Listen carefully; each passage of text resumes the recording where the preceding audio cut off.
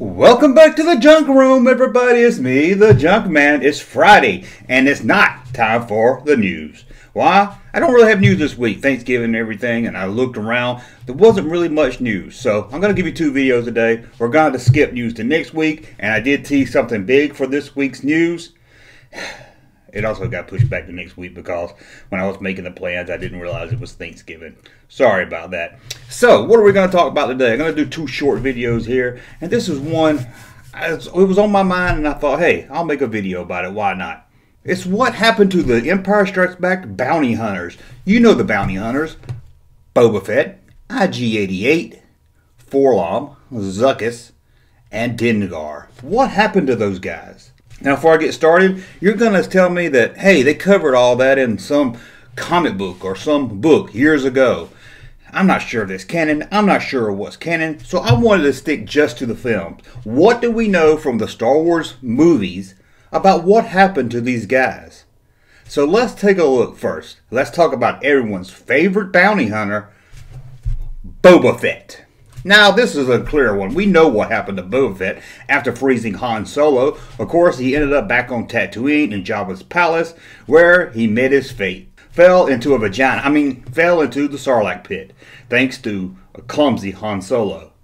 Well, I know some of you say he could have climbed out, and I like to think maybe he did also. He actually had his booster rockets, so maybe he flew out. But again, we're just going by the films. So we know the last we saw Boba Fett, he was in the belly of a Sarlacc pit.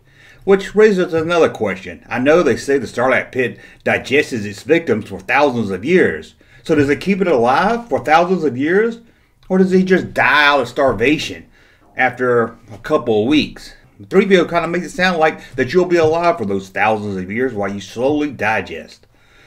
Don't know about you. Doesn't sound too fun to me. So we know what happened to Boba Fett. Easy one right there. Let's go on to other ones. So let's talk about his favorite reptile bounty hunter, Bossk. What do we know what happened to Bossk after the events, after we saw him in The Empire Strikes Back? There's really no official story, like I said, on film. Might be some books and stuff. Not sure what's canon, what's not canon. We're not here to talk about that. We're just going by what we know from the film. And Bossk does show up again in Return of the Jedi. That's right. He's in Return of the Jedi, wearing the same clothes. Something about people in Star Wars, they don't like to change clothes. So we know between the events of Empire Strikes Back and Return of the Jedi, Bossk makes it to Tatooine to Jabba's palace. Now I'm sure there's some wacky novel or comic book that explains all this over the top and gives everything a backstory that it doesn't need. But we know he makes it to Jabba's palace. As far as I can remember, he's never seen on the sail barge, just in Jabba's palace. So it looks like Bossk is still alive. Maybe he took over the palace after everyone died on the sail barge. Who knows? So we got Bossk and Boba Fett out of the way. Who's next? The one that looks like everyone's drunk uncle wrapped in bandages is Dengar. Don't you just love his name? Dengar. So what happened to Dengar? Well, it seems him, Bossk, and Boba Fett all made it to Jabba's palace because Dengar shows up in Return of the Jedi. That's right, Dengar is also seen in Return of the Jedi in Jabba's palace. Again, we don't see him on the sail barge, so we can only assume that he stayed behind at the palace during the Luke, Han, Leia escape. So maybe he's still alive, maybe not. We have no reason to believe he's dead, so I'm going to say he's still there at the palace helping to clean up with Bossk. So that leaves us with 3 more bounty hunters. What happened to them? Well, this one I'm not really sure about, and I'll let you decide out there. Again, we're just going by what we see in the movies. And this is everyone's favorite anorexic robot, IG-88. What a droid. Now, what happens to IG-88? Well, we don't see him in Jabba's palace, so something has to happen to him between Empire Strikes Back and Return of the Jedi. And again, I'll stress it again, we're only talking about what we see in the films. So what happened to him? Well, if you look closely on Cloud City, you'll see who might be IG-88. Although to me, this droid looks a little too white to be IG-88. But is it IG-88? Did IG-88 make it to Cloud City and run into Boba Fett where he was killed and blown up, ended up in that junk room? Junk room, get it? Where he ended up in that junk room about to be burned up like C-3PO?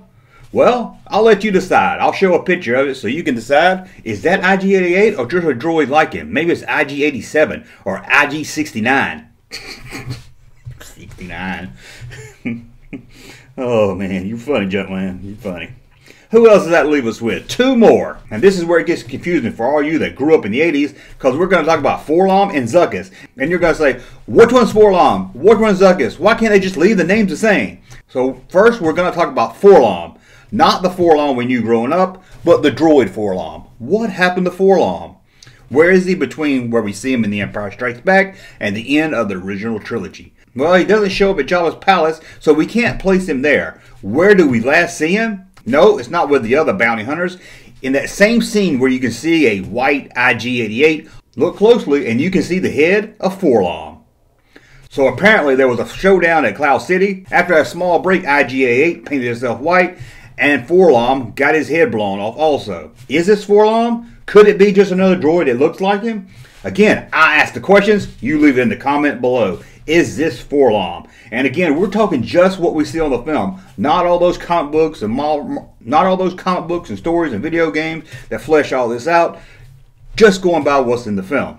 So that leaves us with one bounty hunter left, and that bounty hunter will be Sukas. This Sukas, not the droid Sukas. So what happens to him on screen after we first see him with the other bounty hunters in The Empire Strikes Back? Well, that's the one that's a mystery. His carcass doesn't show up anywhere on Cloud City, and we never see him in Jabba's palace in Return of the Jedi. So we really don't know what happened to this guy. Again, I'll say it again. Sure, there's some books that explain this, but we're talking about just on the film. I've said that 1,000 times.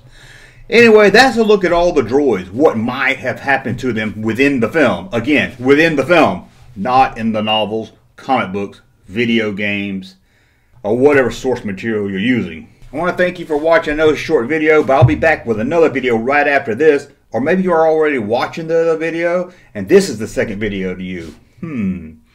Anyway, there'll be 2 videos up today. Thank you for watching, and as always, hit subscribe, hit thumbs up, and support us over at Patreon, or go to StarWarsJunk.net and buy some t-shirts. Thank you for watching.